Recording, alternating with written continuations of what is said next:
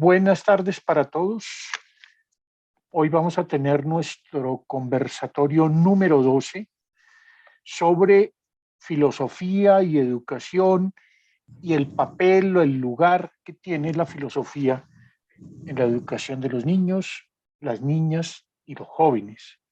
Y podemos decir que en general la importancia que tiene la filosofía para la educación, para la formación de una nueva cultura, para la democracia, etcétera. Y lo vamos a hacer comentando 4 textos distintos. Eh, Todos ellos, digamos, de pensadores muy reconocidos sobre el tema. Uno de ellos un texto de John Dewey que se llama Filosofía y Educación. Es un texto en donde él muestra cómo la relación entre filosofía y educación ha sido una relación orgánica a lo largo de toda la historia del pensamiento occidental. Y si bien reconoce que en los últimos siglos filosofía y educación han tomado, digamos, caminos separados, evidentemente él está pensando que siempre tienen que ir de la mano. Y bueno, y John Dewey es sin duda uno de los grandes inspiradores de Lippmann y de filosofía para niños. Los otros textos son directamente de Matthew Lipman. Montserrat nos presentará un texto que tiene por título El papel de la filosofía en la educación del pensar. Es uno de los capítulos de su libro Philosophy Goes to School, la filosofía va a la escuela. Y en este capítulo Lipman intenta mostrar por qué la filosofía tiene que tener un lugar primordial en la educación por ser la filosofía una disciplina que puede, además de mejorarse a sí misma, mejorar a otros. Y el tercer texto lo tiene a cargo Gladys Secundino, se llama El pensamiento y el currículo de la escuela. Es una reflexión mucho más de fondo sobre la importancia de enseñar filosofía, pero sobre todo desde el punto de vista de el crecimiento, el desarrollo y la educación de los niños y jóvenes, como la filosofía es una respuesta al anhelo de sentido, a la búsqueda de significado permanente que hay en nuestra vida, a todo intento por coordinar lo que conocemos, etcétera, etcétera. Yo por ahora solo estoy presentando los textos y bueno, yo entonces le doy la palabra a Marta para que nos presente su comentario y luego las preguntas que nos quiere plantear para que podamos discutir y comentar entre todos. Entonces, adelante, Marta, bienvenida y muchas gracias. Gracias, Diego. En el texto a mí me llamó mucho la atención porque se va al análisis de los fines de la educación y esta parte yo la considero primordial. A partir de la lectura, identifiqué que en la antigua Grecia el interés por la educación y por el estudio del hombre les permitió dirigir sus esfuerzos a la formación del individuo con base en los principios para la vida buena, como la llama Dewey. Entendida esta como la educación en virtudes y en valores, para convertir al hombre en un miembro valioso, leal y efectivo a su comunidad. Los fines en la educación eran claros. Por una parte, se proporcionaba al educando formación para transformarlo en un ser humano en posesión de la razón y de los ideales racionales, llevarlo a la comprensión y disfrute de las bellas artes y en su modo más sublime acceder al arete, considerado como el cultivo de las virtudes y la excelencia. Por otra parte, los griegos formaban también a partir de información para convertir al aprendiz para que pudiera llegar a ser carpintero, zapatero o artesano. Y con toda seguridad esta división se debe a la clase social a la que pertenecía cada uno de los aspirantes a ser educado. Con esto Dewey nos permite reconocer que la educación cumplía con un propósito bien definido y que la filosofía y la educación caminaban de la mano para formar al hombre como un ser virtuoso, orientado al estudio de las ciencias, de las artes, de las leyes, concebidas todas ellas dentro del conocimiento general llamado filosofía. Al especializarse el conocimiento, nos hace ver Dewey que se va profundizando de tal manera cada conocimiento en sí mismo que dejó de lado a la filosofía. Hace un siglo, Dewey se plantea la pregunta: ¿será posible la reunificación para darle dirección e integridad a la educación y solidez y vitalidad a la filosofía? En la actualidad, considero que depende este caminar de manera conjunta, definir los fines de la educación, considero que depende de las decisiones que tomen en cada estado y cada gobierno acerca de los fines que debe cumplir la educación y la orientación de sus modelos educativos, así como el compromiso del propio Estado por asumir la responsabilidad que le corresponde y cumplir con la tarea más valiosa, que es, como lo señala Dewey, la de educar a su población. Y esta educación puede ser en dos sentidos.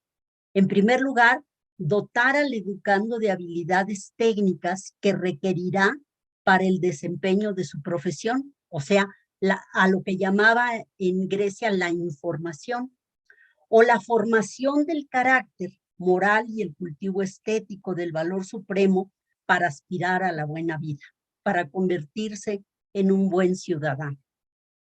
Si la formación del individuo contara con estas dos vertientes, recuperaríamos en la actualidad la esperanza de que los fines de la educación puedan trasladarse de los bellos documentos en los que están redactados y que las intenciones del Estado, definidas con frases retóricas y muy bien construidas, pero carentes de pies, como lo son ahora, y ser conducidas a la realidad de las escuelas, a las necesidades de las personas y de la sociedad.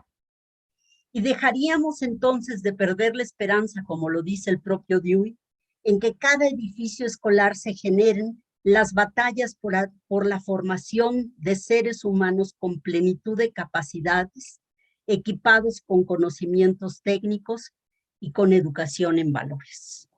Si la educación y la filosofía siguieran caminando de la mano, entonces nuestra esperanza podría estar cifrada en que los educandos tendrían una formación más completa, más cabal, más integral. Y entonces él describe a lo largo del artículo que probablemente la discusión para saber si deben o no volver a reunirse, cómo y cuándo, la filosofía y la educación, esta discusión deberá llevarse a cabo en las universidades.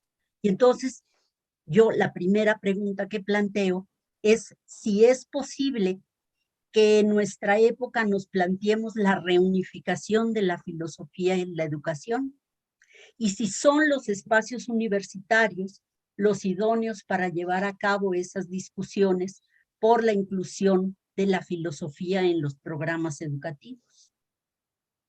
Y por último me pregunto, ¿qué papel debería asumir el Estado como responsable de la educación de su población ante esta discusión? Vale, muchas gracias. Las copio y las... Entonces, vale, sí, por favor nos las pones en el chat para que todos las podamos ver. Porque bueno, las pones y a continuación nos las explicas un poquito también, ¿sí? Sí. Pero que las tengamos de referencia ahí en el chat y las podamos ver todos. Pero también que nos muestres de dónde te surgió la pregunta y por qué y tal, ¿vale? Claro. Yo quisiera, mientras tú vas poniendo ahí, yo quisiera hacer 2 o 3 precisiones muy pequeñas. Una, es que hay un término que a nosotros se nos volvió muy común pero ciertamente no era el que utilizaba los griegos, y los términos pues no son gratuitos. Voy a esto, los griegos nunca hablaron de valores. Más bien de Esa es una, virtudes, ¿verdad? claro, esa es una terminología contemporánea. En realidad quien empezó a hablar de eso fue fundamentalmente el filósofo alemán, se llama, filósofo alemán del siglo XX, Heidegger. ahorita se me olvidó. No, no, no, no. Max Scheler. Ah, Max Scheler fue el hombre que empezó a... ¿Por qué? Porque es que los valores se presentan como si fueran unas entidades fijas, ¿cierto? Entonces le dice a uno que el valor de la justicia, pues no, la justicia no es un valor. Algunos creen que entonces como que la justicia es una idea que brilla ya en el cielo y nos ilumina a todos. No, lo que tenemos que es aprender a juzgar cuando nuestras acciones son justas, ¿cierto? La justicia es una virtud, pero es una virtud, y así la definieron los griegos, fundamentalmente Aristóteles, una virtud moral es un hábito, toda virtud es un hábito, ¿cierto? Entonces, ellos siempre hablaron de cómo formar un ciudadano que tuviera hábitos bien formados, y esos hábitos consistían en que supieran elegir las cosas que convenía elegir, ¿cierto? Y que lo hicieran teniendo en cuenta criterios, razonando sobre las cosas, etcétera. Esa es la idea clásica de virtud, ¿no? Pero los griegos nunca hablaron de valores, como si existieran unos grandes valores. Finalmente, esa es la gran discusión de Sócrates con los sofistas, ¿no? Cuando se preguntan si la virtud se puede enseñar, lo que creían muchos sofistas era que se podía enseñar porque era un contenido, finalmente era ganar ciertas habilidades, y en lo que todo el rato insiste Sócrates, Platón, Aristóteles es, no, es que para ser ciudadano no necesitamos tanto contenidos, necesitamos desarrollar hábitos, ciertas formas de actuar que son habituales, ¿no? Que deben ser habituales y que consideramos dignas de ser alabadas y dignas de ser recomendadas, ¿no? Como ser generoso, como ser justo, etc. Entonces, esa era una primera precisión, ¿no? La vida buena de la que se habla ahí tiene que ver todo el tiempo fundamentalmente es con la formación de hábitos. ¿No? No sé si alguien quiere intervenir en esta parte o no paso. Yo tenía unas exposiciones, pero no sé si me pueden interrumpir.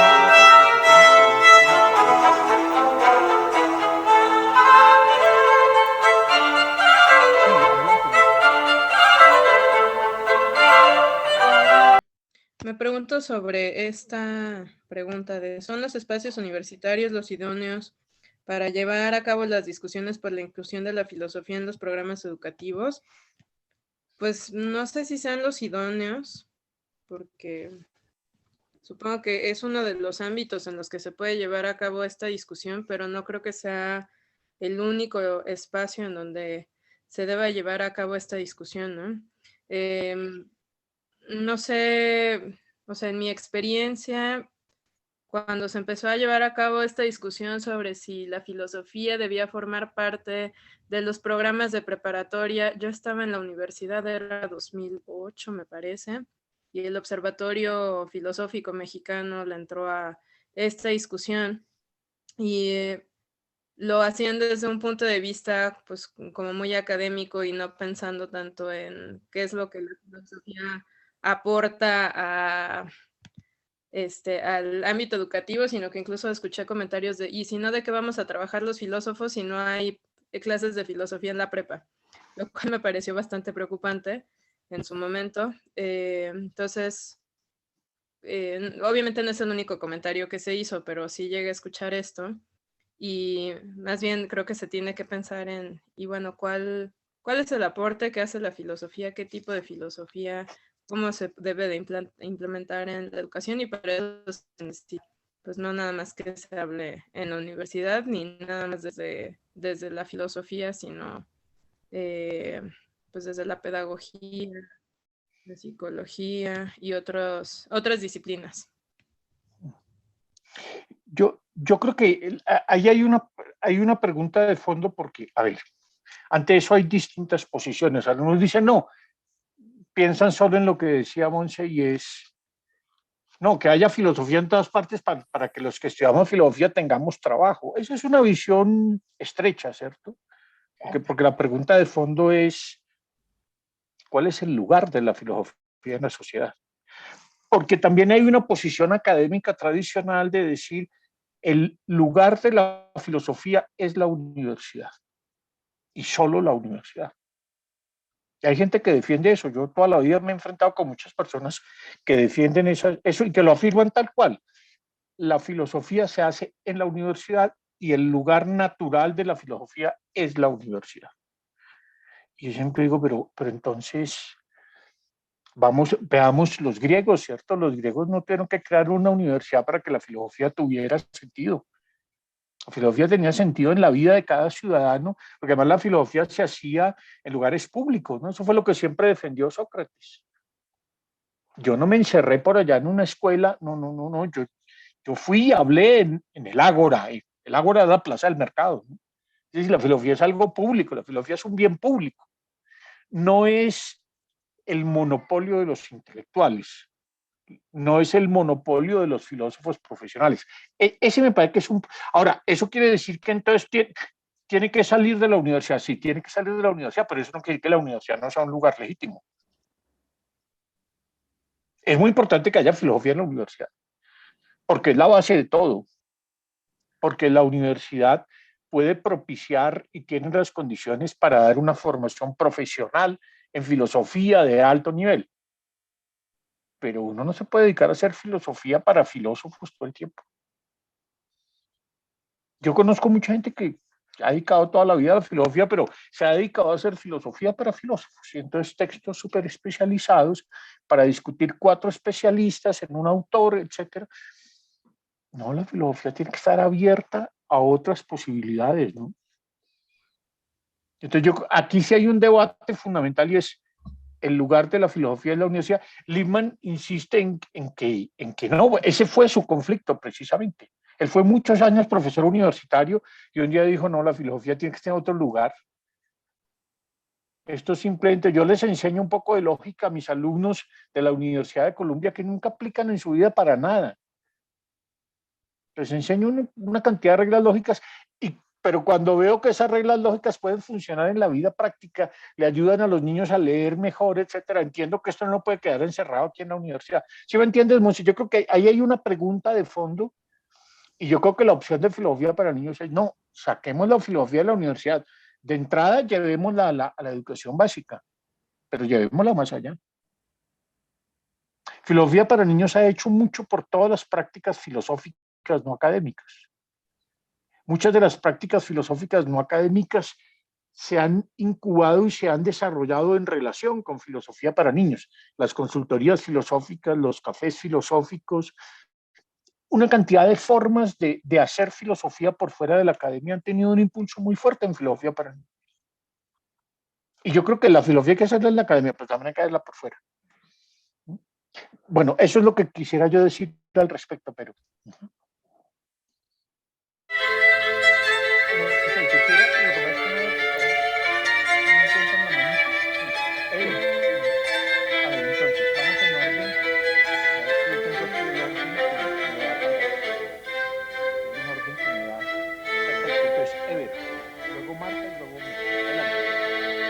Bueno, yo a esta pregunta, yo hago parte de la Escuela de Educación, donde pues hay estudiantes de filosofía y otros de otras carreras, ¿no?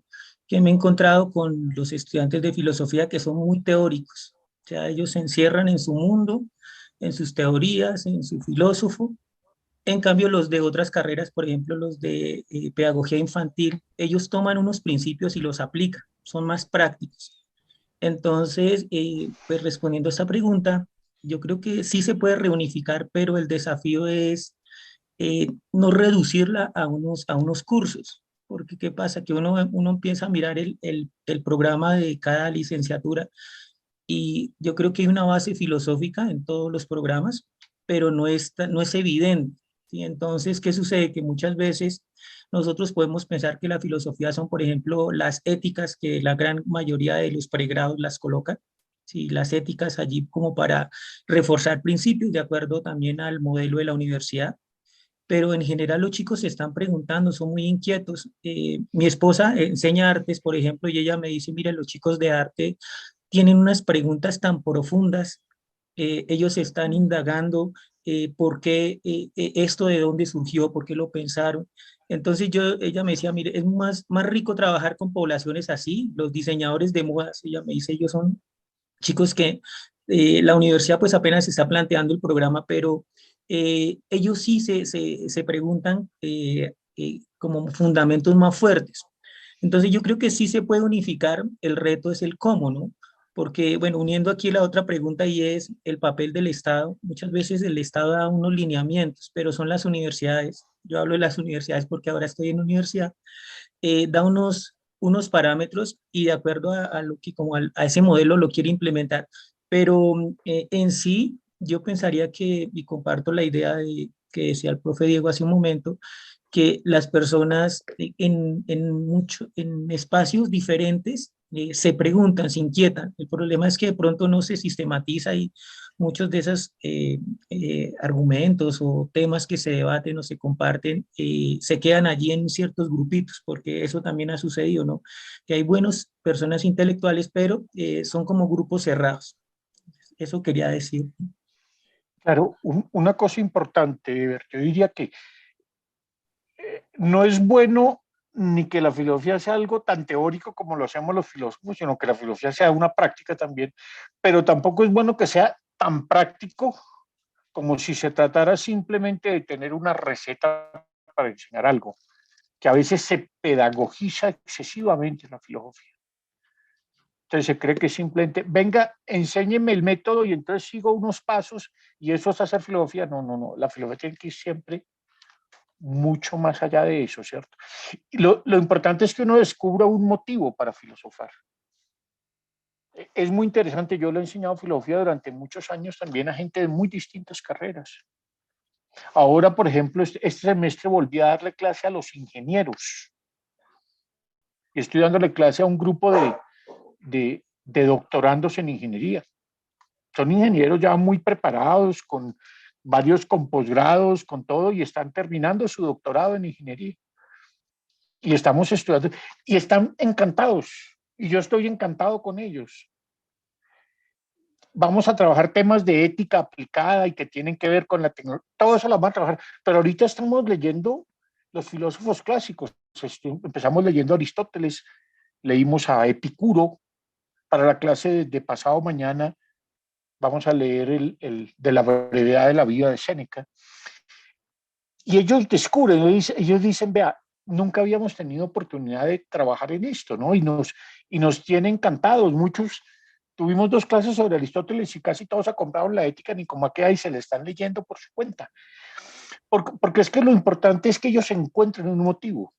Todos tenemos motivos para hablar de la felicidad, para hablar de la virtud, para hablar de las cosas en las que encontramos sentido, ¿no? Y la filosofía es un espacio para eso. Yo lo que siempre rescato es en toda educación, a nivel de educación básica, de educación media o de educación superior, tiene que haber un espacio para la búsqueda del sentido. No todo puede ser conocimiento, no todo puede ser información. Y eso lo necesita el niño, y eso lo necesita el joven, y eso lo necesita el adulto. Y en la búsqueda de sentido, la filosofía cumple un papel primordial. Bueno, qué pena, tenía la palabra Marta y enseguida Homero. Ya se me olvidó cuál era el tema que quería yo, sobre el que quería yo volver, pero yo sí me gustó encontrarme esta reflexión a la que nos lleva Dewey sobre si es o no, bueno, si es la universidad del espacio y de qué manera volverlo eh, más aterrizable. Pero entonces ya encuentro aquí con esto que tú mencionabas, que es la búsqueda del sentido, el encontrar un motivo para sobre ese empezar a tejer, porque tejer sobre el vacío pues es punto menos que imposible, ¿no? Entonces, de no ser el espacio universitario, pues entonces sí, difícilmente encontraríamos la relación más adecuada, pero entonces se convertiría, como decía Eber, en una discusión demasiado especializada y entonces, ¿dónde encontrar, cómo encontrar el nicho adecuado, las personas interesadas para llevar, para bajar el nivel de la discusión y hacerlo accesible? Hacerlo accesible sobre todo a los profesores, que son los que tendrían que tener la sensibilidad para poder dialogar en términos filosóficos con sus alumnos, ¿no? Claro, pero fíjate que Lippmann da una serie, en el texto que nos va a comentar Gladys más adelante, se llama El pensamiento del currículo de la escuela. Lippmann sí da una serie de razones por las cuales la filosofía puede y debe estar presente en cualquier nivel educativo, en la educación básica o en la educación superior. Y él señala varios. El primero es lo que él llama el anhelo de sentido, que es lo que yo he subrayado. En todos los niveles tenemos una búsqueda de sentido y la filosofía responde a eso. Hay una segunda razón que es el perfeccionamiento del pensamiento. La filosofía nos ayuda a pensar mejor, nos ayuda a cultivar mejores habilidades, nos hace más cuidadosos del razonamiento, etc. Pero además ayuda a perfeccionar nuestras habilidades básicas de lectura, de escritura, etc. Pero además también tiene una serie de funciones esenciales, como por ejemplo ayudarnos a coordinar las distintas disciplinas. Porque aprender filosóficamente es reflexionar sobre lo que ya sabemos. Entonces reflexionamos sobre los conceptos matemáticos o reflexionamos sobre el sentido de la libertad, ¿cierto? Aprendemos una práctica dialógica, desarrollamos la capacidad para discutir sobre temas que nos interesan, insiste todo el tiempo Lippmann, ¿no? Entonces, hay una serie de razones. No, la filosofía puede aportar a la educación en cualquier nivel una serie de cosas que otras disciplinas seguramente no pueden aportar. Y eso es lo que Lippmann quiere defender en el texto que nos va a presentar Monse. Finalmente eso es lo que quiere defender. Es que la filosofía no es cualquier disciplina, es una disciplina que promueve un aprendizaje mucho más elevado que otras disciplinas, incluso de las propias disciplinas. El médico que se mete a estudiar filosofía con juicio empieza a preguntarse por el sentido que tiene la salud, por la relación que él tiene con sus pacientes, por sus obligaciones profesionales como médico, por el sentido que tiene el curar o no curar. Se tiene que hacer preguntas que antes no se hacían, ¿no? Bueno, qué pena, Homero. Gracias, Diego. Bueno, yo parto del hecho de que la preocupación de Lippmann, después del descubrimiento de Harry, era, bueno, no nada más de Lippmann, también Dan Margaret Sharp, era ahora cómo llevamos la filosofía a las escuelas, hacia los niños. Si bien desde lo que era la escuela experimental de Dewey y después las comunidades dialógicas de Lippmann, cuando inició con el Harry, vio que se daban los razonamientos que practicaban la lógica a los niños, pero ahora cómo lo enseñamos a gente que no es filósofa y que no tiene esa formación dentro de lo que es el ámbito de la filosofía. Para esto, bueno, el ICPIC y pues donde estuviste allá en Mendam, se preocuparon por esto y empezaron a hacer formación de profesores. Profesores que no teníamos, o en mi caso, ¿verdad?, la formación filosófica. Ahí está el detalle, ¿no? Cómo fuera de la universidad vamos a formar profesores que lleven el programa desde preescolar hasta los ámbitos superiores. Ahí es una pregunta. Pero, vamos, Con el tiempo nos damos cuenta que es interés del profesor, o sea, en mi caso, saber, conocer más acerca de la propuesta, introducirte poco a poco como lo estamos haciendo, meterte en asuntos ya más profundos, ya empiezas a leer a los clásicos de griegos y empiezas a comprender muchas cosas. Cosas que se van a traducir en las comunidades dialógicas. Entonces, para esto existe la formación de centros de filosofía para niños, en donde se capacita a una cierta cantidad de profesores para que no nada más apliquen, sino desarrollen actividad tanto investigativa como de docencia dentro de las aulas o fuera de las aulas con filosofía para niños. En ese sentido, yo pienso que no es nada más la universidad la que debe llevar hacia las escuelas, sino la capacitación dentro del área de filosofía para niños para que estos la lleven a cualquier ámbito, como decía Diego. Yo coincido con Diego en el sentido de que no solo las universidades son las interesadas en aplicarlo.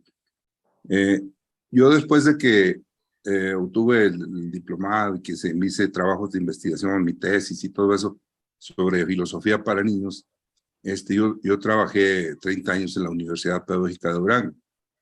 Y mis clases que yo tenía eran encaminadas al área social, como era la materia de valores e identidad, que yo los convertía en comunidades dialógicas.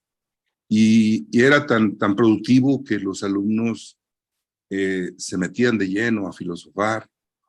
Sí, ahí es donde está lo que dices, el motivo para filosofar sobre cualquier ámbito de interés para ellos.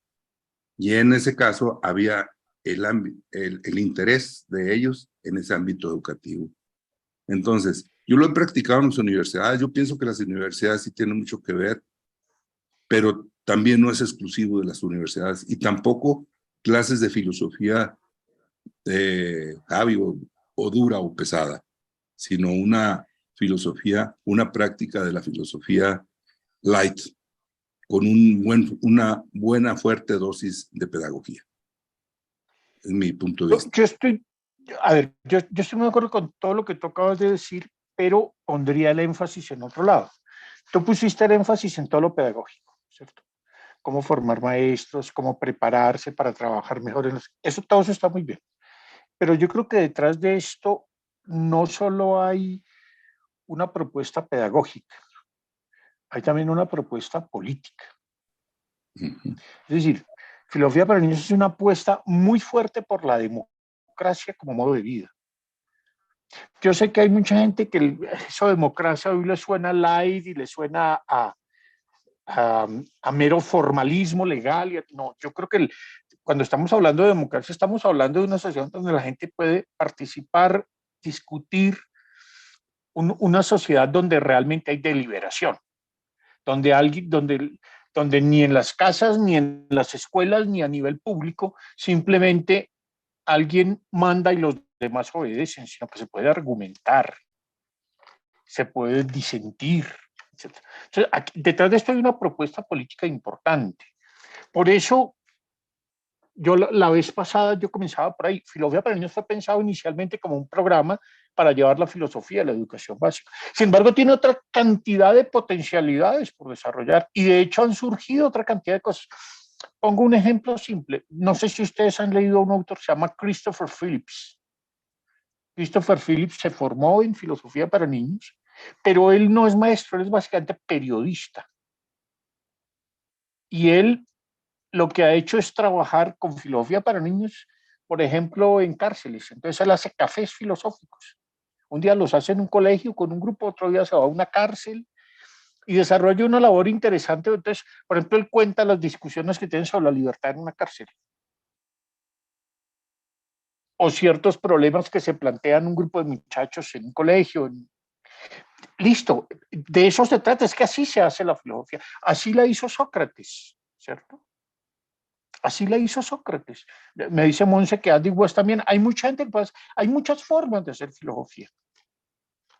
Y hay mucha gente que en lo que hoy se llama filosofía práctica toma las enseñanzas de filosofía para niños, pero su interés no es tanto la educación formal, sino un trabajo social en sentido mucho más amplio. Todo eso es válido, es decir, porque filosofía para niños también tiene una intención política y no solo pedagógica. No se trata de que haya más clases de filosofía en los colegios. Se trata de que haya más espacios para el pensamiento reflexivo en la sociedad. Yo creo que ese es el punto central.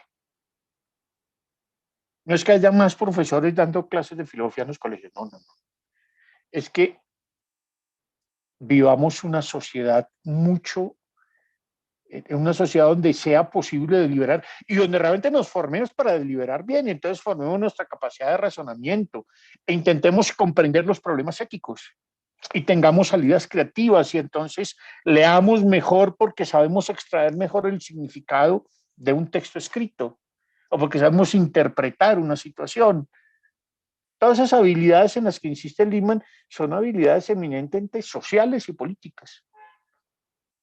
La vida democrática nos exige desarrollar mejores habilidades de razonamiento, mejores habilidades de indagación, nos obliga a problematizar, nos exige que conceptualicemos, porque conceptualizar es una forma de reorganizar la experiencia. Los conceptos es lo que le permite a uno organizar su experiencia y darle un sentido a las cosas, ¿no?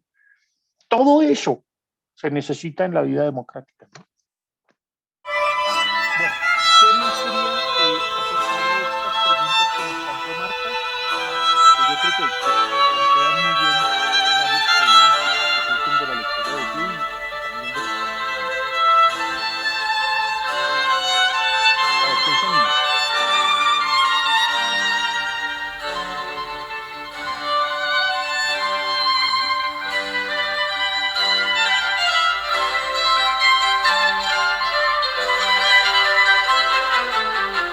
Sí, Homero, efectivamente, claro.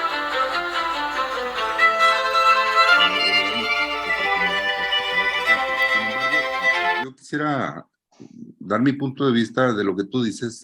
Estoy de acuerdo en la cuestión política, porque va relacionado con la tercera pregunta que hace nuestra compañera, que dice, ¿qué papel debería asumir el Estado como responsable de la educación de su población ante esta discusión?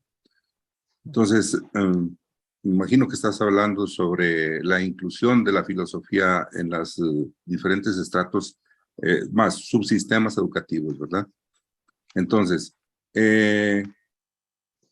ahorita aquí en Durango está sucediendo una situación grave en cuanto a la cuestión educativa se refiere. Está por terminar en unos días el gobierno del Estado, su gestión, y viene un cambio de un panismo ahora a un priismo. Durango es uno de los pocos estados que quedan que ha ganado el partido de la revolucionario institucional, ¿sí? En ese sentido, quisiera yo decirles que el secretario de Educación lo están señalando, pero con índice de fuego, acerca de lo que ha hecho en el Estado en cuanto a corrupción se refiere. Ya le sacaron la lista de todo lo que es el nepotismo, los que son los malos manejos económicos, etcétera, etcétera. Ante una cuestión como esta, ¿sí? Yo veo difícil de que el Estado fuera a liderar una situación de la inclusión de esta filosofía en las aulas, ¿sí? Si se llegara a hacer con este nivel de corrupción que hay dentro de la Secretaría de Educación, ¿sí? Incluso señalaron la Universidad Pedagógica de que están haciendo contrataciones de gente que no asiste, que no cubre el perfil, que gana arriba de los 75,000 pesos mensuales, etcétera. Eso es grave.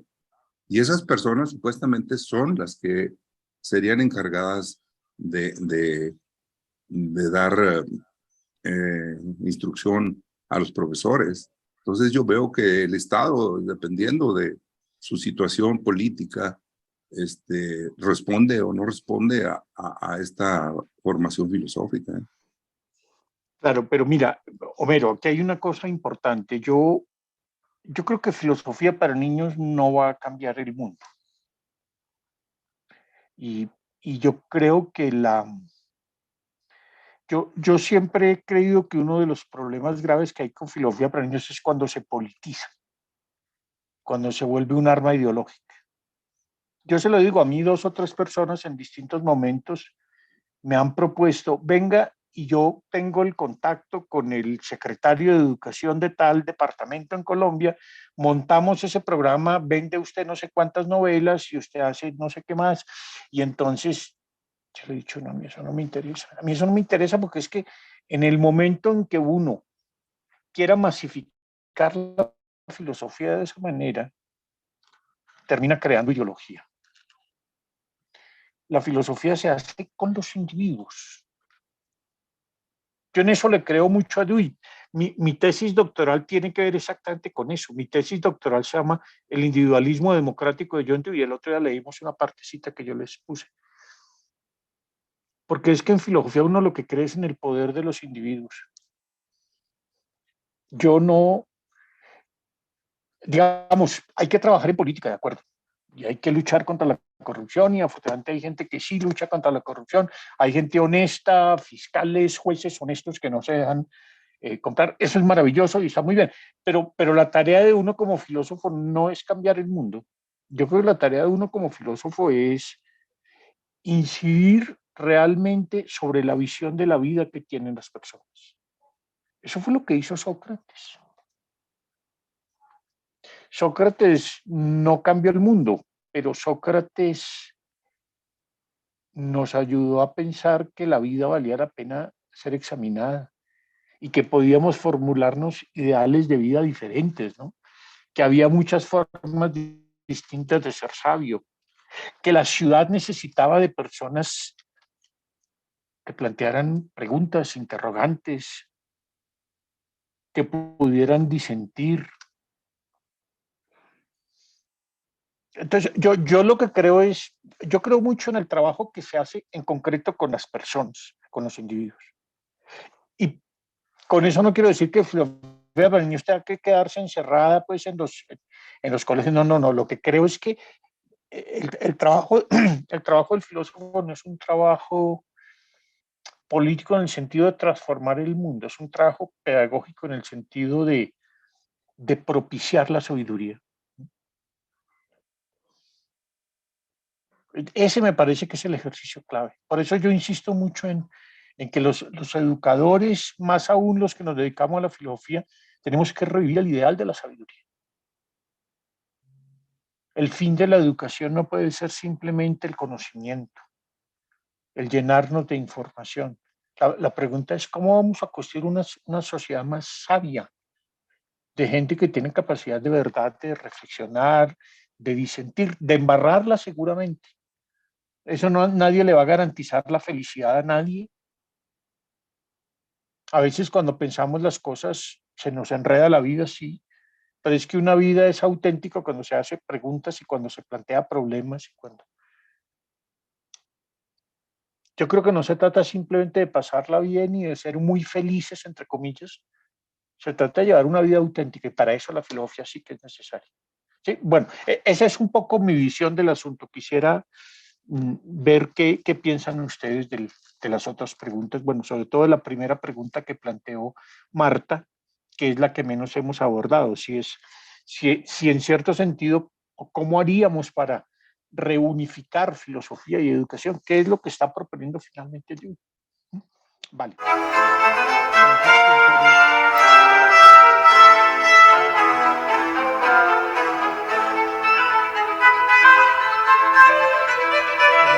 segundo comentario.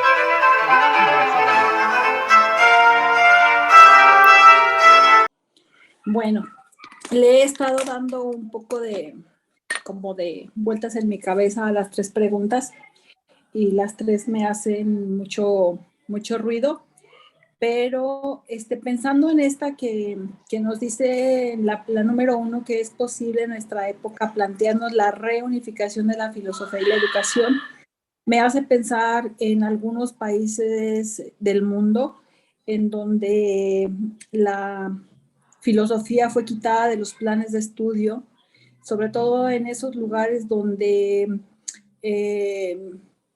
el fascismo o las dictaduras entraron.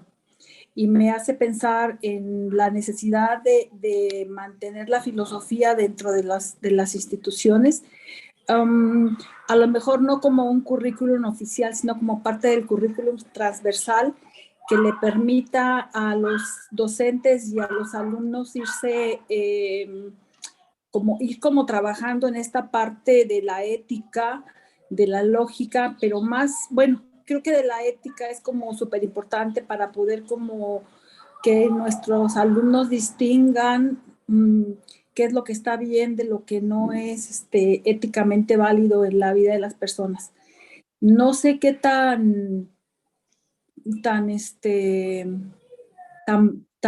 posible sea que se vuelva a unificar o que haya como en todas las escuelas una filosofía donde se pueda reflexionar, porque más bien siento que en muchas escuelas la filosofía se ve como una práctica más bien como de revisión de historias, de revisión de autores y no en esta parte de la reflexión, que creo que lo que nos corresponde a nosotros al tratar de traer la filosofía a las aulas es propiciar en los educandos eso, la reflexión sobre los diferentes temas filosóficos que los ayude a construirse como mejores personas y a pensar en tener una mejor calidad de vida.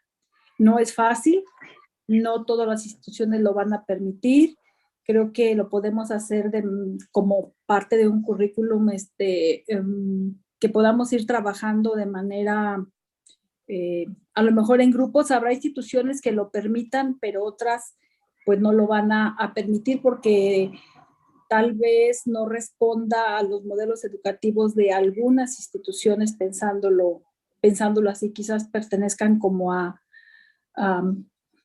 no sé, pienso pero tuve la experiencia con una directora general en una escuela donde yo trabajaba y donde de pronto dijo la filosofía para niños no sirve para nada y estaba diplomada toda la planta docente desde preescolar hasta bachillerato y en un abrir y cerrar de ojos filosofía para niños desapareció de la institución, lo cual fue pues una verdadera lástima.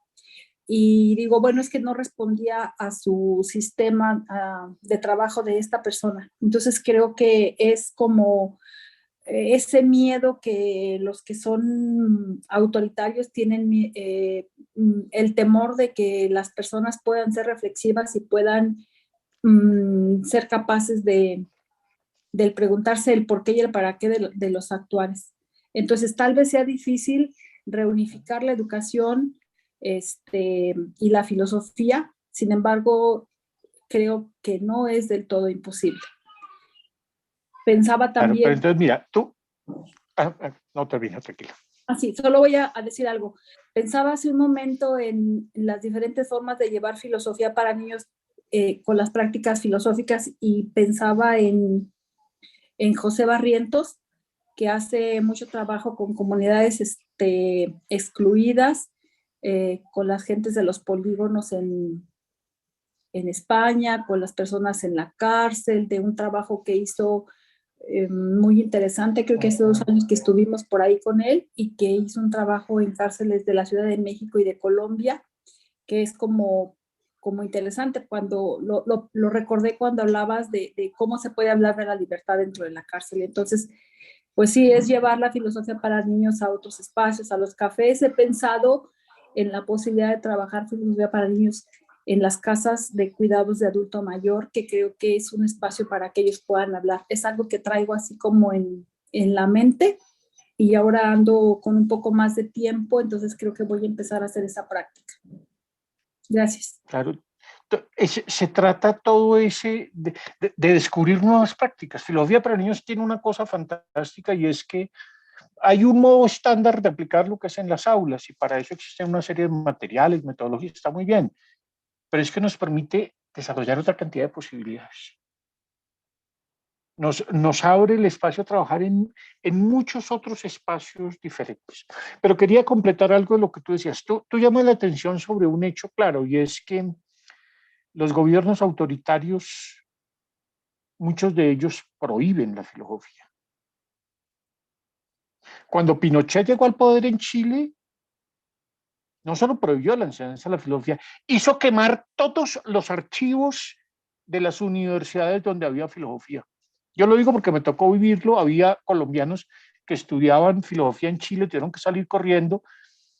Unos años después llegaron a mi oficina a decirme, vea, yo soy colombiano, estudié filosofía en Chile, pero no tengo ningún papel, no tengo nada.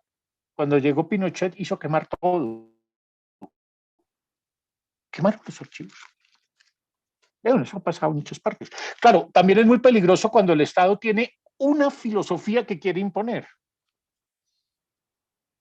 Y entonces caemos en el autoritarismo y caemos en la dictadura tipo estalinista que quiere imponer una visión del mundo. Eso también es muy peligroso cuando los estados son portadores de una ideología y hacen pasar su ideología por una filosofía, por una visión correcta del mundo. Cuando se instrumentalizaba la filosofía para presentar como válida una única manera de ver el mundo. Eso es lo que yo planteo en mi artículo del viejo cuaderno de filosofía. Lo que yo descubrí leyendo el cuaderno de filosofía de mi papá, un texto de hace casi 100 años, era eso. Ahí había una visión del mundo y había una forma de enseñar una visión del mundo y la filosofía se aprendía al dictado. Aprender filosofía era aprender una visión correcta del mundo. Y se aprendía. Yo leyendo ese cuaderno me acordé de muchas cosas que conversé con mi papá. Eso que estaba puesto ahí en el cuaderno era algo que él había interiorizado, a lo largo de años, ¿no? La filosofía se puede utilizar, se instrumentaliza para imponer una visión del mundo.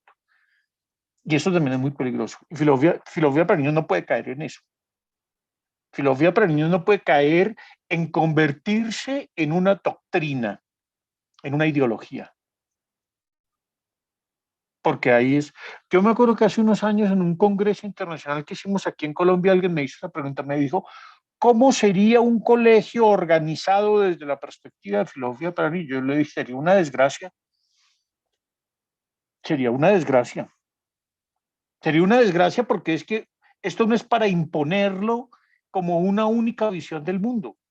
Es que es interesante que una institución haya gente que de golpe no está de acuerdo con filosofía. Otra cosa es que el que tiene poder lo suprima, eso es autoritarismo vil, pero no todo el mundo tiene que estar de acuerdo. Es bueno que haya otras visiones, porque si no, no es una experiencia democrática. Si es una verdad establecida que se impone, eso es la negación misma del ejercicio filosófico. Bueno, quisiera, porque creo que este punto nos introduce muy bien en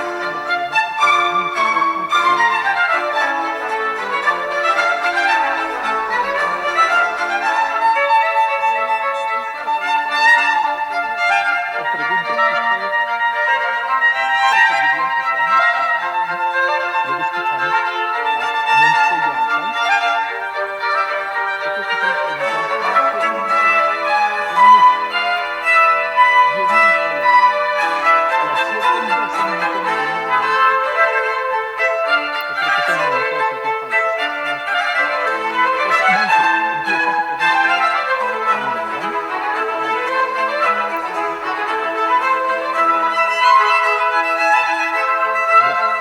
Vamos entonces a retomar la discusión que teníamos previamente, a partir también del comentario de un texto de Matthew Lipman que se llama El papel de la filosofía en la educación del pensar.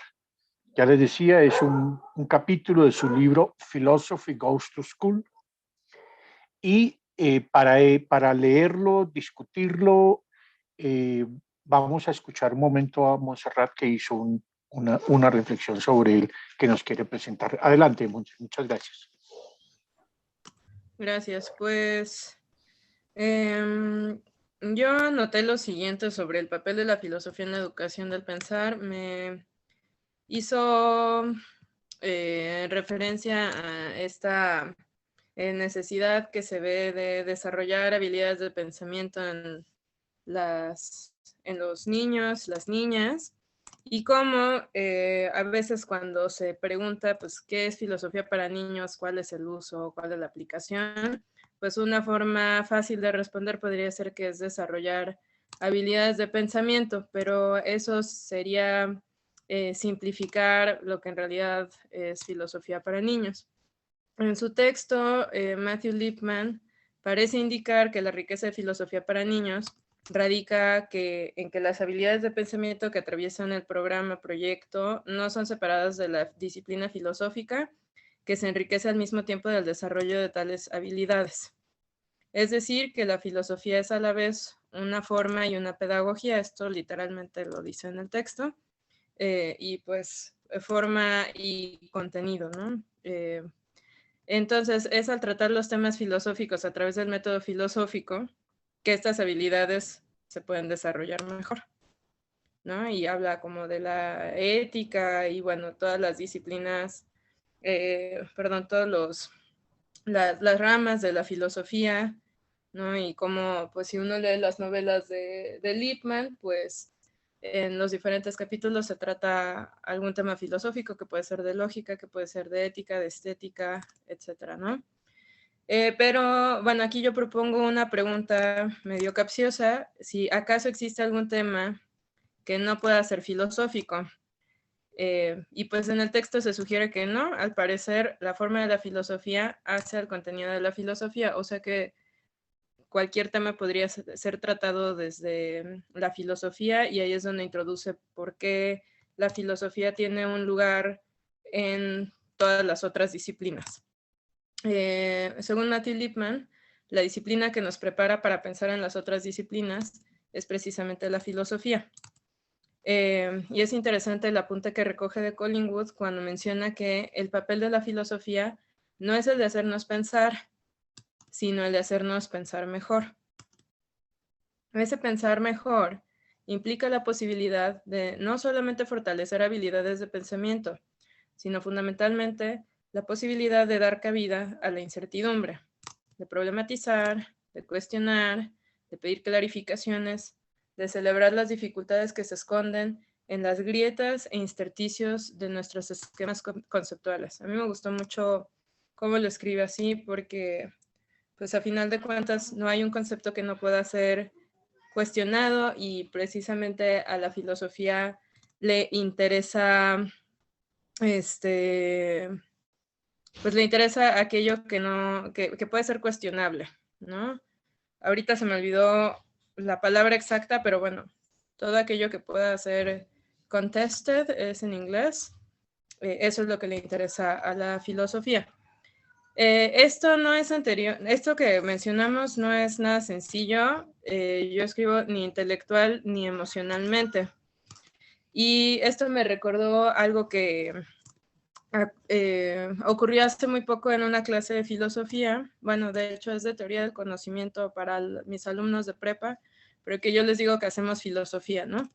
Les pregunto a mis estudiantes en un diálogo qué agregarían a una lista de consejos sobre cómo trabajar mejor que los artistas suizos Fischli and Weiss crearon. No sé si se los puedo mostrar aquí. Voy a hacer el intento por si les interesa verlo.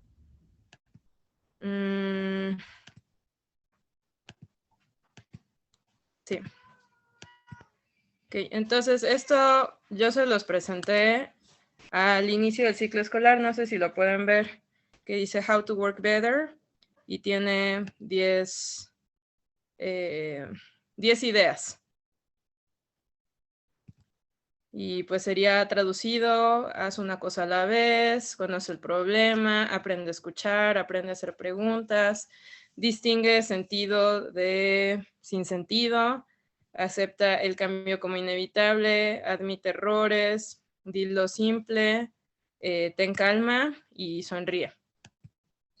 Entonces yo les pregunto a mis estudiantes, a ver, pues vamos a utilizar para empezar, si podemos utilizar esto para la clase, qué utilizarían, qué aplicarían en la vida, por qué, etcétera. Y al final les digo, y si tuvieran que agregar o intervenir esta pieza, porque es una obra de arte, si la tuvieran que intervenir, ¿qué agregarían? Y una de mis alumnas propuso, aprende a sentirte incómoda, incómodo, incómodo. Y pues yo no habría podido hacer una mejor propuesta para la clase de filosofía, porque justo al encontrarte con todo esto que es cuestionable, pues necesariamente te vas a frustrar, te vas a sentir incómodo y hay que aprender a estar con eso. Yo lo relaciono con lo leído en Lippmann precisamente porque eso es lo que la filosofía aparte nos trae a la mesa. No es nada más desarrollar habilidades de pensamiento así en lo abstracto, sino aplicado a cuestiones reales que son de carácter existencial, que son de carácter de conocimiento, y eso pues enriquece también la experiencia en el aula. Ahora, como último apunte, yo diría que parece que quien se dedica a hacer filosofía con la niñez debe al mismo tiempo atreverse a filosofar y saber cómo hacerlo, ¿no? Que esa es la otra parte de la formación docente, que a veces nos podemos sentir como un poco también incómodos o incómodas con lo que se va a presentar en el aula, ¿no? Entonces, para tal efecto, quien ejerce la docencia tiene que alejarse del dogmatismo y acercarse más al cuestionamiento, además de tener una fuerte base pedagógica y filosófica, aquí recordando un poquito lo que acaba de decir Homero anteriormente, ¿no? Finalmente, como preguntas para la discusión, propongo las siguientes. ¿Qué significa pensar mejor? ¿Cómo es un pensar mejor que otro pensar? ¿Cómo nos damos cuenta que estamos pensando mejor? Y si existe un pensar mejor sin filosofía. Esas son mis preguntas.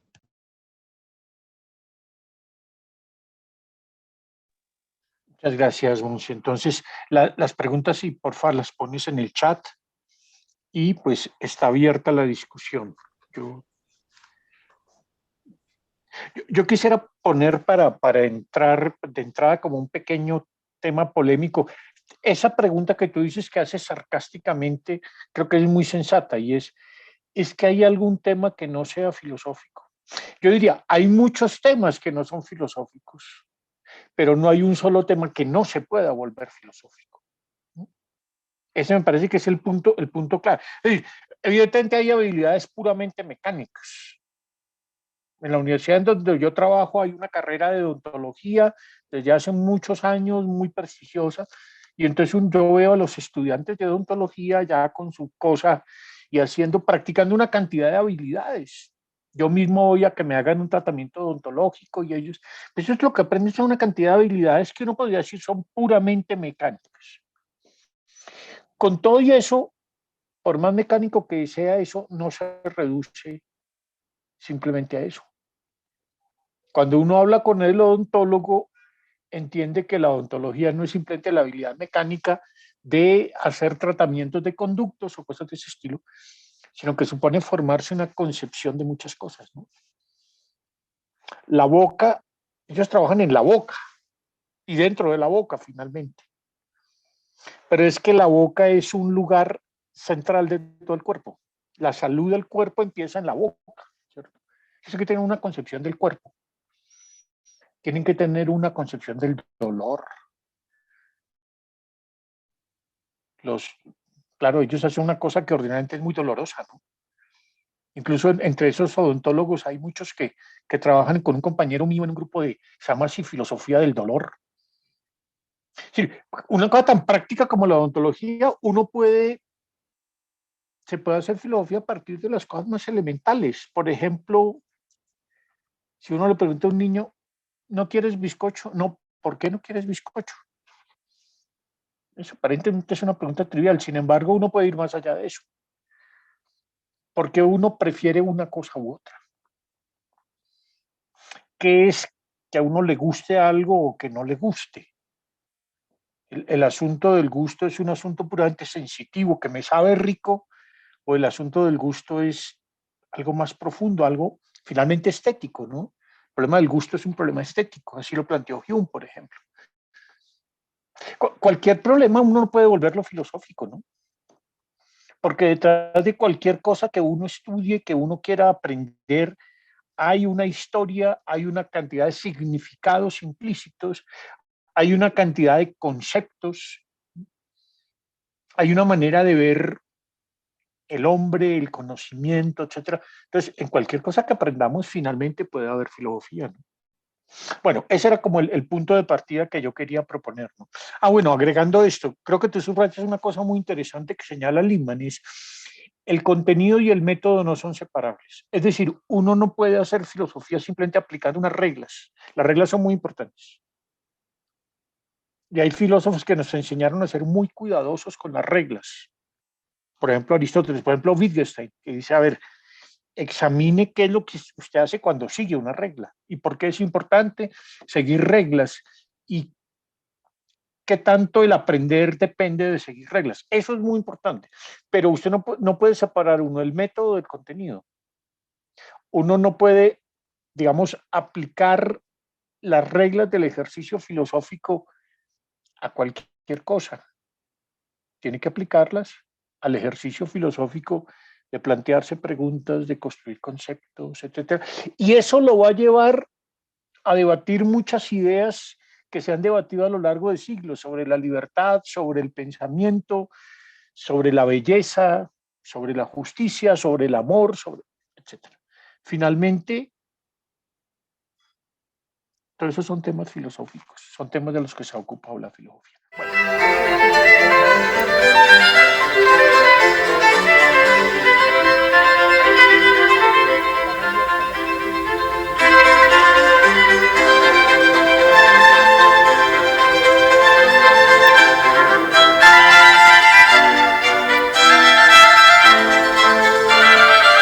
Las preguntas ya están en el chat, ¿cierto? Sí, ya las Sí. puse ahí. ¿Qué significa pensar mejor? ¿Cómo es un pensar mejor que otro pensar? ¿Cómo nos damos cuenta que estamos pensando mejor? Y si existe un pensar mejor sin filosofía. Adelante, Monchi. A ti vas a...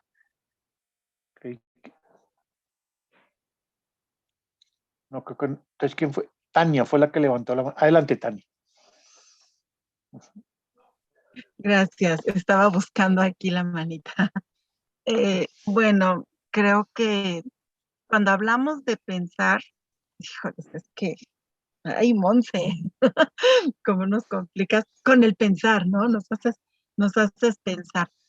Creo que esta pregunta de qué significa pensar mejor, cuando hablamos de filosofía para niños, y que decimos que el programa de filosofía para niños va a enseñar a pensar, entonces yo siempre digo, bueno, es que no sepamos pensar, sino es pensar filosóficamente, que llevemos a los niños a pensar filosóficamente, y no solamente a los niños, sino a los jóvenes o a todos los que involucremos con las comunidades de diálogo y que con esta técnica, bueno, que es comunidad de diálogo para poder enseñar a pensar filosóficamente. Entonces, cuando dices, ¿qué significa pensar mejor?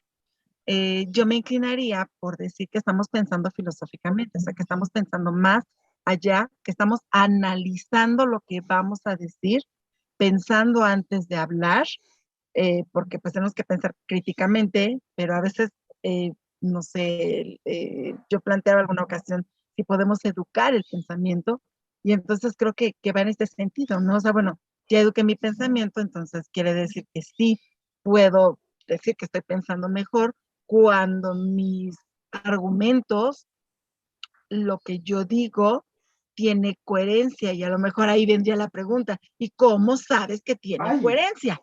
¿No? O sea, que desencadenaría más preguntas. Pero creo que al decir cómo estamos pensando mejor o qué significa pensar mejor, es pensar dentro de una comunidad, pensar para ser escuchado y pensar para poder establecer un diálogo con los demás. Nada más. Pero esa sería también una respuesta a la pregunta de cómo nos damos cuenta que estamos pensando mejor.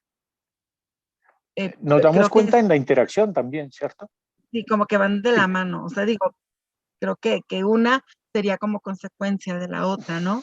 Digo, ¿cómo nos damos cuenta? Pues cuando mis respuestas tienen, o más bien, cuando mis argumentos, cuando lo que yo digo, tienen una respuesta en el otro, que a lo mejor no siempre va a ser la respuesta que nosotros deseamos, porque a veces, o sea, lanzamos una pregunta y siempre tal vez estamos pensando en una posible respuesta, pero a veces no, porque no la sabemos y simplemente lanzamos una pregunta, pero si esa pregunta, o más bien las respuestas que ya damos a las preguntas, están generando diálogo o nos están llevando a pensar más, bueno, entonces ya estamos pensando mejor. Pero entonces fíjate que yo descubro en lo que tú dices al menos 3 pruebas distintas de que uno está pensando mejor. Una más objetiva, otra más subjetiva y otra propiamente intersubjetiva. Me explico. Hay una prueba de que estamos pensando mejor y es que en principio no nos contradecimos. Y usamos bien los términos y hacemos la cosa ordenada. Entonces es la prueba más objetiva, que es la prueba lógica, ¿cierto? En principio usted piense lo que quiera, pero no se contradiga, ¿cierto? No cometa falacias, no diga cosas que son irrelevantes. Y uno puede coger sus pensamientos y examinarlos objetivamente. A ver, yo dije esto, de aquí deduje esto, se puede deducir. Esa es una prueba objetiva y la lógica nos da herramientas para evaluar el pensamiento y para ver si estamos pensando mejor. Hay un aspecto subjetivo y es si yo me estoy comprometiendo con mi pensamiento y si yo mismo desarrollo actitudes de revisión de mi pensamiento. Si yo tengo una conducta razonable y escucho las perspectivas de otros y me dejo cuestionar y pienso y sigo reflexionando sobre lo que estoy diciendo. Esa es una prueba subjetiva que estamos pensando mejor. Es decir, hemos ido adquiriendo hábitos de cuidado, de autorreflexión, etc. Pero hay una prueba intersubjetiva que es la que más subrayaste tú, ¿cierto? Es cómo sabemos que estamos pensando mejor. Porque los otros nos entienden y nos entienden tanto que nos pueden contradecir.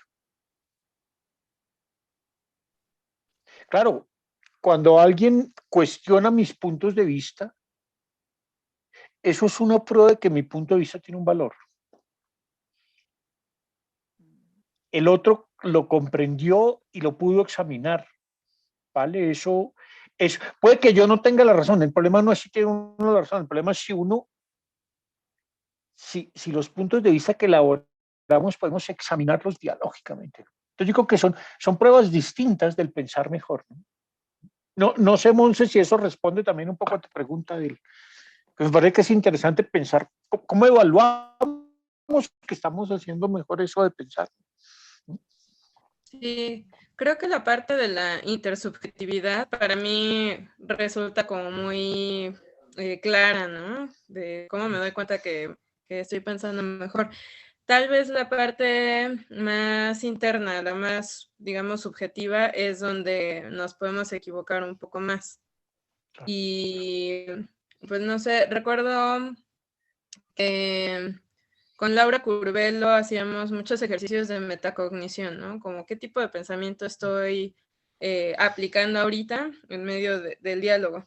A mí eso me parece súper útil, pero al mismo tiempo, bueno, uno ni siquiera le puede poner nombre a la habilidad que está desarrollando o como se interpolan unas con las otras. Creo que también en ese texto viene como las habilidades de traducción, las de interpretación, etcétera. Y hay muchas veces que una se encima con la otra, ¿no? O van tan conectadas que no puedes poner el nombre exacto. Aparentemente, pues no es tan importante saberlo, pero al mismo tiempo sí, ¿no? Porque cuando uno le pone nombre, puede volverlo a hacer otra vez. Pero si no es tan importante eso, entonces, ¿cómo me doy cuenta? O sea, sí, por eso me surgió la duda, ¿no? Y sí creo que en lo intersubjetivo es más sencillo que en lo subjetivo. Claro, pero fíjate, yo creo que uno puede errar en cualquiera. ¿Sí? Puede razonar mal, puede no hacerse consciente de sus propios pensamientos. Puede volverse intolerante hacia la crítica de los demás. Eso es signo que no está pensando mal, o que se contradice, o que se molesta cuando lo critican, o que en realidad no sabe dar cuenta de sus propios pensamientos. En el plano objetivo, intersubjetivo o subjetivo, siempre nos podemos equivocar, ¿cierto? Ahora, el plano intersubjetivo, como tú lo pones, es un criterio interesante y es la autoconciencia. Un pensamiento es mejor si es más autoconsciente. Si alguien me dice algo y yo le digo, a ver, explíqueme por qué es así, y es capaz de reconstruirme su proceso mental y de justificarlo, yo digo, ese pensamiento está bien elaborado. Un pensamiento, ese es un criterio fundamental. Y para eso la filosofía es clave. Yo creo que lo que sostiene Lippmann en ese texto que tú estás comentando es precisamente eso. ¿Por qué necesitamos de la filosofía? ¿Por qué la filosofía y no otra disciplina? Porque la filosofía es la que mejor puede lograr eso. Porque la filosofía es consciente que otros. Porque la filosofía se ha preocupado por encontrar que hay unas reglas que tenemos que cumplir al pensar. Porque la filosofía se ha construido en el ejercicio. Esos son criterios, es decir, la filosofía puede cultivar, no quiere decir que de hecho lo haga, a veces la filosofía solo sirve para cultivar el dogmatismo, pero la disciplina filosófica tiene mayores potencialidades para cultivar un pensamiento mejor que otras, ¿no? Él en concreto está pensando en la psicología. Sin despreciar la psicología, él lo que está diciendo finalmente es, si pensamos mejor o no, eso no lo decide un test de inteligencia. Eso hay que mirarlo en el contexto concreto de la comunidad donde las personas se confrontan, donde se hacen autoconscientes de su propio pensamiento, donde son capaces de revisarse y de encontrar que hay reglas que siguen. Ese no es un asunto simplemente de poder medir mediante un test un nivel determinado de inteligencia. El pensar mejor no quiere decir tener mejor coeficiente intelectual, no. Hay personas de un elevadísimo coeficiente intelectual que no piensan mejor. Teniendo un elevadísimo coeficiente intelectual, son absolutamente intolerantes a la crítica. Son brillantes a la hora de expresar sus pensamientos, pero son incapaces de revisarlos. Pensar mejor no es tener un elevado coeficiente intelectual.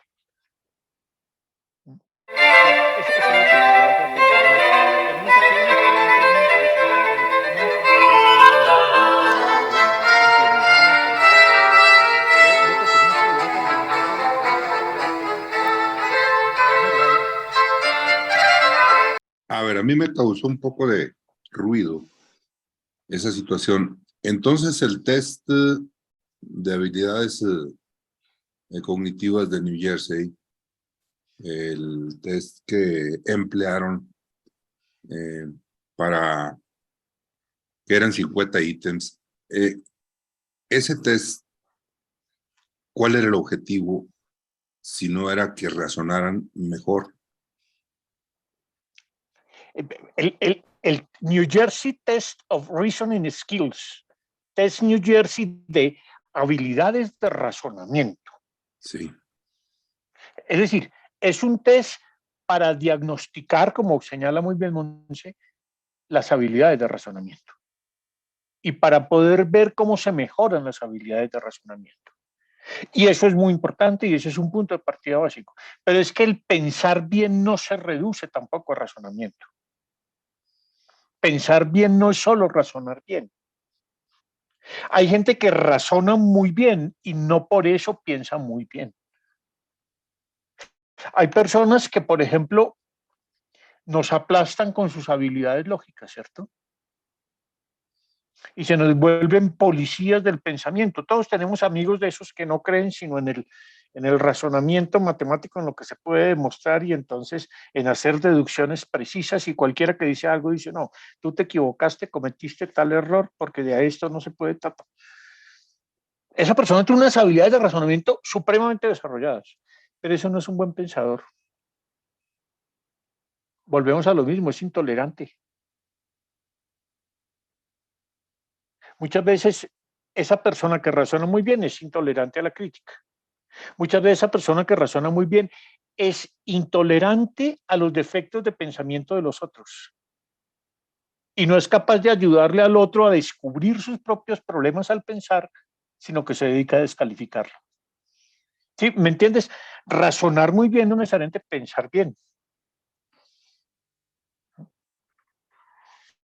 Hay muchas formas de... Usted puede razonar bien sin que eso sea, digamos, usted puede hacer ejercicios de razonamiento que no impliquen mucho pensamiento. Por ejemplo, seguir ciertas secuencias. Cuando usted aprende la serie 1, 2, 3, 4, 5, 6, 7, 8, 9, 10, ¿cierto? 11, 12. Cuando uno aprende la serie de los números naturales, aprende una pauta de razonamiento, ¿cierto? Porque le aprende a seguir una secuencia. Eso le ayuda, le enseña a usted a razonar con números, pero no necesariamente lo hace pensar mejor.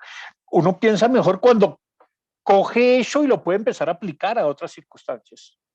Y puede comprender mejor otras circunstancias y puede hacer cálculos y puede medir cosas. El razonar mejor es una condición para pensar mejor, pero es una condición insuficiente. ¿Sí me entiendes? Ese es el modo un poco como yo lo veo. Pensar mejor no es solo razonar correctamente. Yo siempre insisto en eso. Piensen en una persona, no nos metamos ahora con las máquinas. Pensemos en un personaje más de ficción. ¿Ustedes se acuerdan de una serie que se llamaba Viaje a las Estrellas? Allá estaba un personaje que era el Doctor Spock. El Doctor Spock. No sé si los que, Homero sí recuerda, los que son un poco menores que nosotros, tal vez no se acuerden mucho.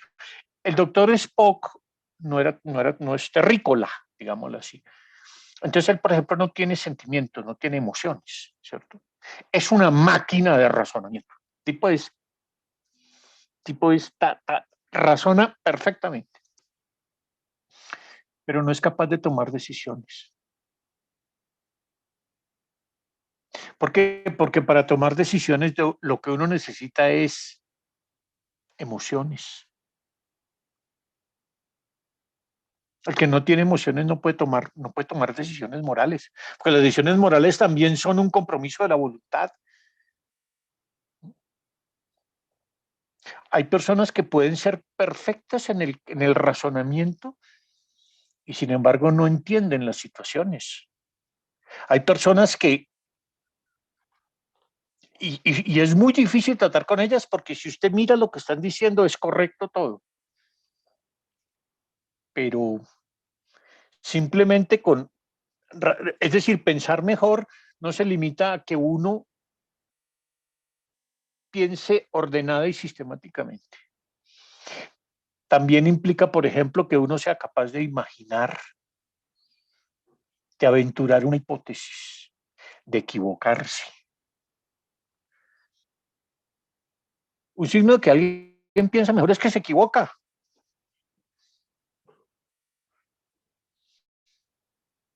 Yo creo que sí, yo admiro a la gente que se equivoca, pero que se equivoca inteligentemente, se equivoca y aprende de su equivocación. Eso es pensar mejor, aprender de las propias equivocaciones. Pero el que nunca se equivoca no por eso piensa mejor. No, ese solo ve un aspecto del asunto, ¿no? Yo siempre me acuerdo mucho de una frase de Facundo Cabral que era: yo no camino derecho, siempre camino torcido. El que camina derecho conoce un solo camino. Yo no camino derecho, siempre camino torcido. El que camina derecho conoce un solo camino. Usted puede caminar muy derecho en el pensamiento, razonar perfectamente. Eso no garantiza que piense bien.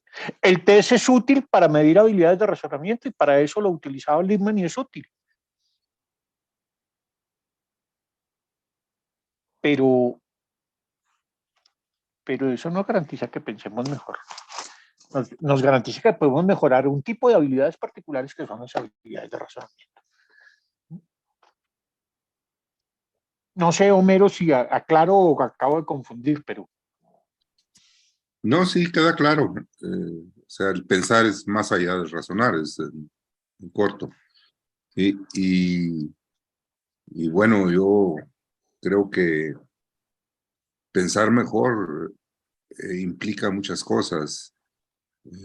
Ahorita que decías de la ciencia, la técnica, o sea, las profesiones, en el caso del virólogo, por ejemplo, sí, pues puede descubrir la forma de los virus, etcétera, pero tiene implicaciones, como ahora lo del COVID, muy profundas, en donde está presente la ética y la moral. Entonces, pensar en todas las consecuencias que tuvo la pandemia o que sigue teniendo, pues nos da mucho en qué pensar, ¿verdad? Y pensar, tratar de pensar cada vez mejor, no nada más razonarlo. Entiendo lo que me estás comentando. Claro. No, y yo volvería al planteamiento que yo hice antes sobre las formas del pensamiento superior. Eso que yo llamo formas del pensamiento superior son formas de pensar mejor. Usted puede pensar mejor si cultiva su capacidad analítica. Y saber analizar es una forma de pensar mejor. No es la única, pero es importante. Usted puede pensar mejor si cultiva la intuición. Usted puede pensar mejor si aprende a aplicar criterios, eso es el pensamiento crítico. Usted puede pensar mejor si es capaz de volverse sobre sus propios pensamientos y reexaminarlos, plantearse nuevas preguntas, examinar sus supuestos, sus consecuencias, cómo los articuló, qué lenguaje utilizó. Eso es pensar reflexionante. Usted puede pensar mejor a través de obras, expresar su pensamiento a través de obras intelectuales, técnicas, artísticas, etc. Usted puede pensar mejor a través de crear nuevas relaciones sociales, que es lo que yo llamo el pensamiento solidario. Hay muchas formas de pensar mejor. No hay una sola única forma de pensar bien. Sí hay una forma de razonar correctamente.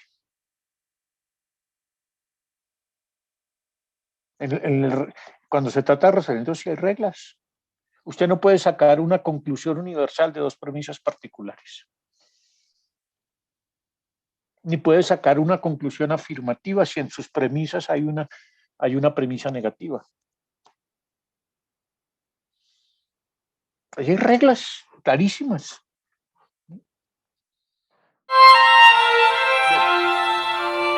Sobre las preguntas de Alonso, ¿alguien más quiere aportar sobre este punto?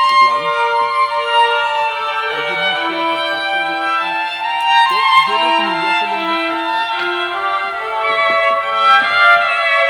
La pregunta de Lima no solo es qué hace que un pensamiento sea mejor que otro, sino qué es lo que aporta la filosofía que no pueden aportar otras disciplinas. ¿Por qué la filosofía tiene un papel especial en la educación del pensar?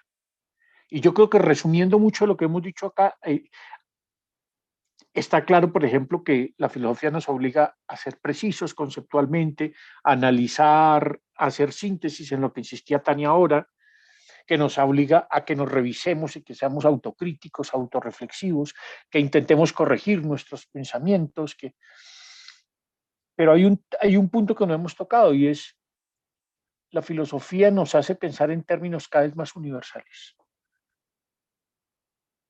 El Lippmann siempre insiste en ese punto. Recuerden cuando él dice, cuando él habla de la discusión filosófica, dice, hay que llevar las discusiones filosóficas a un grado cada vez mayor de generalidad.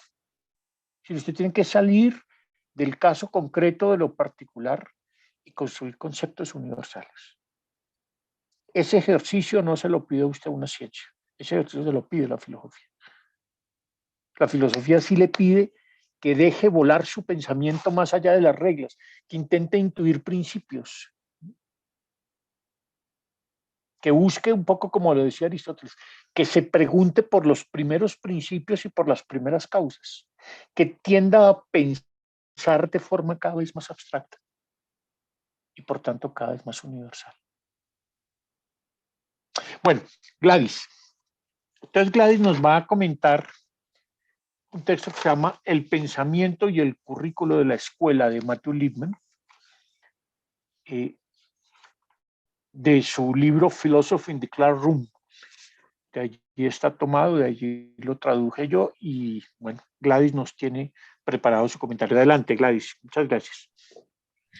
Bueno, pues básicamente ya se tocó casi todo en lo que ya se ha comentado. Es la parte que me toca a mí, habla un poco sobre el anhelo que ya tocó también el profe Diego, el maestro Diego, el anhelo hacia el sentido, de buscar el sentido de las cosas y que muchas veces los alumnos no encuentran sentido de estar en la escuela, ¿no? Pero también dice, donde quiera que haya sentido, ahí florece la educación. Entonces, en la medida en que los alumnos encuentren sentido en lo que ellos están aprendiendo, en lo que se les hace leer, en lo que observan, en lo que escuchan, ellos aprenderán, ¿no? La situación es que mucho de lo que, o algo así entendía yo, que mucho de lo que se le pide a los alumnos, ellos pues no encuentran el sentido, y de hecho hacia allá va una de mis preguntas. Y bueno, también habla sobre el pensamiento que ya lo hemos estado platicando, que es susceptible, o sea, no porque todos, o más bien todos pensamos, quiere decir que lo hagamos bien, ¿no? Pone algunos ejemplos de un pensamiento torpe, de un pensamiento pobre, pero bueno, no es que nos quedemos ahí, sino que hay que buscar que ese pensamiento sea mejorar el pensamiento. Y bueno, sobre eso ya hemos hablado de todo lo que ya no voy a mencionar de lo que ya comentaron, las características que puede ser un buen pensamiento o un mejor pensamiento con las preguntas de Monse. Bueno, que el programa de filosofía, y bueno, todo este tema habla como, o nos da, o yo lo entiendo así como una justificación del por qué debe estar la filosofía dentro de la educación. Nos menciona como beneficios que pueden tener los niños cuando hay filosofía dentro de la educación. Desde ser niños más atentos, más reflexivos, más razonables, que piensan a la hora de actuar, que hacen buenos juicios, que incurren a realizar menos cosas inapropiadas, que son solo algunos de los beneficios que tienen los niños o los jóvenes que son parte de estos procesos, ¿no? Y habla también de la importancia, bueno, seguramente ustedes lo leyeron, del diálogo dentro de estas comunidades de investigación, de cómo internalizar el diálogo hace que mejoremos también nuestro pensamiento. Y bueno, menciona ahí que pensar sobre el pensamiento no es nada más cuando estamos así como que de repente en un sillón pensando, ¿no? Porque siempre estamos pensando. Cuando estamos jugando, cocinando, bailando, siempre estamos como pensando, ¿no? Pero, bueno, otra vez, bueno, no quiero ser repetitiva, pero que ese pensamiento se puede mejorar. Y que menciona ahí sobre las lecturas, ¿no? A veces cuando leemos no tenemos, como que no le encontramos sentido a la lectura, pero bueno, los niños cuando algo les interesa, cuando le encuentran sentido a eso que leen, y cuando le encuentran significado, pues bueno, la lectura los va a atrapar, y creo yo que esa característica la tiene las novelas de Matthew Lipman, ¿no? Porque hablan de los problemas que están teniendo ahora sí los chiquitos, y dice que los niños o los jóvenes, cuando una manera de que la lectura los atrape, es precisamente cuando se toquen problemas que ellos están viviendo. Y entonces eso es parte de lo que hacen las novelas de Lipman, establecen o proponen problemas que los niños o los jóvenes están viviendo, y por eso ellos, como que pienso yo, se enganchan en esas novelas. Entonces, igual ya mencionábamos, ya todo lo que menciona el texto, creo que se ha estado de alguna u otra manera en esta sesión. Otra parte que a mí me llama la atención es de esa como separación o fragmentación que hay en las escuelas, de que matemáticas, historia, y pareciera que no pudiera estar ahí incluida la filosofía. Y claro que puede estar incluida. Obviamente si a los niños, por ejemplo, se va preparando desde pequeños, dice, cuando la maestra está enseñando matemáticas, si el niño pregunta, ¿qué es el número? Puede dar, o sea, vuelta a toda la clase, porque entonces puede empezar ahí el diálogo filosófico. O si ya le están dando clases de historia, el decir, ¿qué es la historia? Entonces ahí puede empezar el proceso filosófico y pues bueno, la tarea de docente, ¿no? De dejar que el niño exprese la pregunta y ayudarlo y guiarlo sobre ese tema que le interesa, ¿no? Entonces, realmente fue un tema, y yo le ponía en mi comentario, que ha sido un tema que me permitió clarificar algunas concepciones que ya tenía sobre este tema, y me deja más claro el por qué es importante tener filosofía dentro de las aulas, pero también me deja ver las necesidades que tengo yo como docente a la hora de implementar filosofía con los niños, ¿no? Y bueno, a partir de este texto que seguramente ustedes leyeron y pudieron profundizar más, yo tengo las siguientes preguntas que voy a poner a continuación. Y bueno, otra cosa que también quería resaltar es que la importancia del diálogo dentro de la comunidad. Dice que cuando estamos dialogando, y yo lo veo ahorita aquí, que de alguna manera pienso que este es un ejemplo de una comunidad de investigación. Cuando internalizamos ese diálogo, suceden muchas cosas en nuestra mente. Hay mucha actividad mental, menciono algo así, porque hay reflexión, hay más concentración, la escucha atenta, la reflexión, el comparar nuestras ideas con nosotros, el recordar, el confrontarnos, todo eso nos lleva a reestructurar y autoevaluar nuestro propio pensamiento. Y pienso yo que a través del diálogo, a través de esa internalización, es como vamos también autocorrigiendo nuestro pensamiento, y de alguna manera se va mejorando, ¿no? De ahí la importancia del diálogo. Entonces,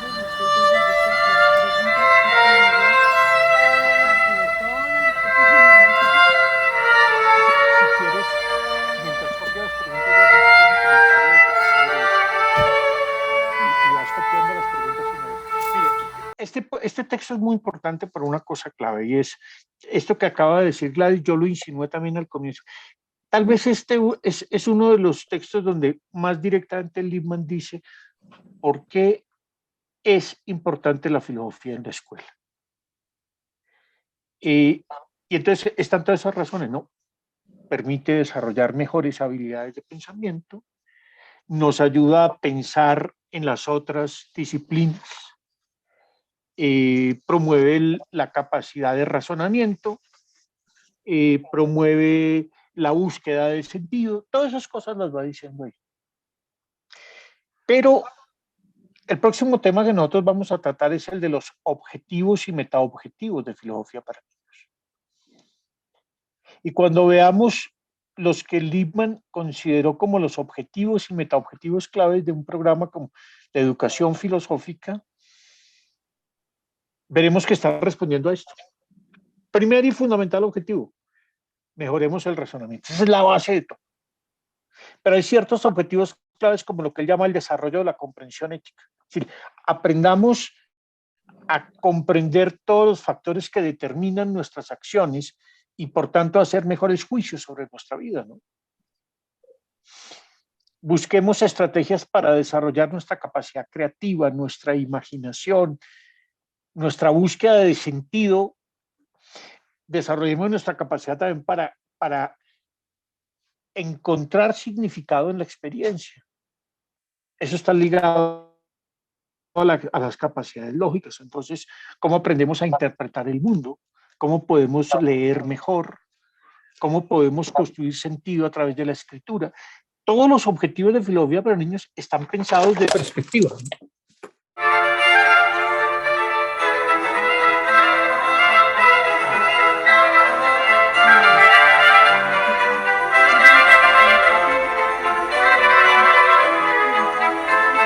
Me han surgido las preguntas ¿para qué ser crítico?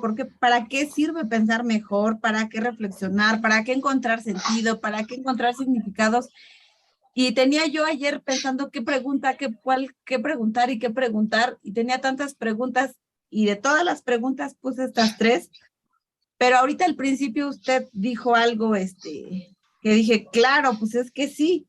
O sea, todas las preguntas que yo tengo de por qué esto y para qué lo demás, pues al fin creo que la respuesta, bueno, creo que es suya, pero también ahora la hago un poquito mía, de que pues al fin es para tener una vida mucho más auténtica, ¿no?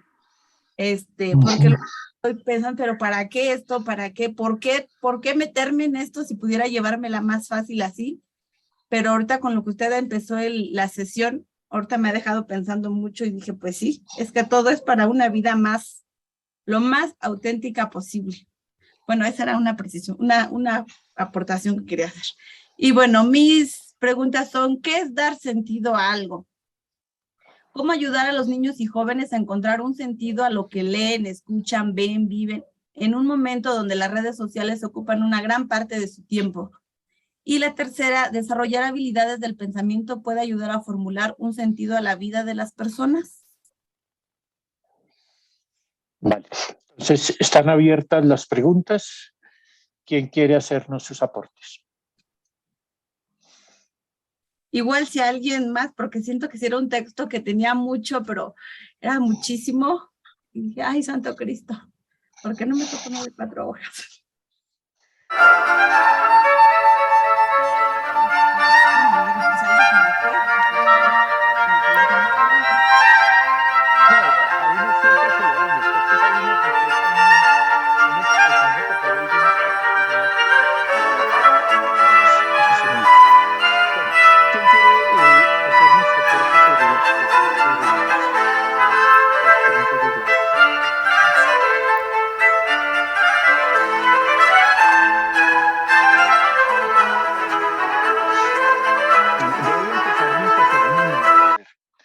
Yo quiero plantear la primera pregunta que me parece que es interesante.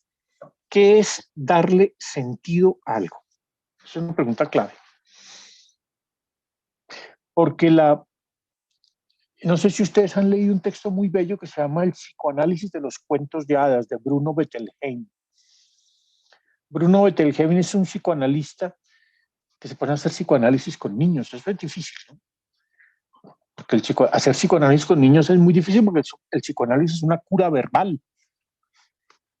Y él encuentra que el mejor camino hacia el inconsciente de los niños son los cuentos de hadas. Porque los cuentos de hadas le ayudan al niño a que exprese sus conflictos y les ayudan a resolverlos. Y por eso él dice que lo esencial es que los cuentos de hadas les ayudan a los niños en su lucha fundamental, que es la lucha por el significado. Así se llama la introducción del libro, la lucha por el significado. La vida es una búsqueda continua de sentido, de significado. En inglés es meaning, es el término. Nos la pasamos la vida buscándole sentido a lo que hacemos, a lo que pensamos. Y la filosofía es un ejercicio de búsqueda del sentido. Entonces, ¿qué es dar sentido a algo? Esa pregunta es clave. Para quien trabaja en filosofía, la pregunta por el sentido es la pregunta esencial. Y hay varios sentidos de dar sentido. Lo primero, dar sentido es dar una orientación y dar una continuidad. Tiene sentido lo que lleva una línea, ¿cierto? Una cosa que está llena de rupturas y de contradicciones no tiene sentido, ¿cierto? Uno no encuentra sentido si uno ve a una persona que hoy actúa de una manera y mañana actúa de otra totalmente distinta, y hoy se emociona con una cosa y mañana se pone furioso con eso mismo. Dice, bueno, ¿qué sentido tiene esto? ¿No? Uno quiere encontrar una orientación, una continuidad. Dar sentido es dar una razón de ser, ¿cierto? Dar sentido en cierto sentido es justificar. A ver, ¿qué sentido tiene eso? Tiene este sentido, yo le voy a explicar por qué esto es importante y tal, ¿cierto? Es mostrar la necesidad de algo, su coherencia, su razón de ser. Pero también es valorar algo. Decir que algo para uno tiene sentido, es decir, que es valioso. Es que yo le encuentro mucho sentido a eso. Es una forma de decir, yo encuentro eso valioso, ¿no? Para mí tiene mucho sentido ir a cine. Sí, para mí el cine es algo valioso, que me ayuda a entender la vida, ¿sí? Uno le da sentido a algo que es valioso, pero sobre todo uno da sentido cuando interpreta. Dar sentido es un ejercicio de interpretación. Interpretar es construir sentido para las cosas, ¿no? Todo eso lo propicia la filosofía. La filosofía nos ayuda a interpretar, a buscar un sentido y una razón de ser en nuestras acciones, en nuestros pensamientos. Nos ayuda a sopesar nuestras valoraciones. La filosofía tiene una función esencial en la búsqueda del sentido. Y la educación tiene que ser no simplemente conocimiento, sino búsqueda de sentido. Eso es la sabiduría. El hombre sabio es el que siempre le está buscando el sentido a las cosas, no el que tiene todas las respuestas. Eso fue lo que nos enseñó Sócrates. Una vida sin examen no es digna de ser vida, no tiene sentido. No es digna de ser vida, no tiene una orientación.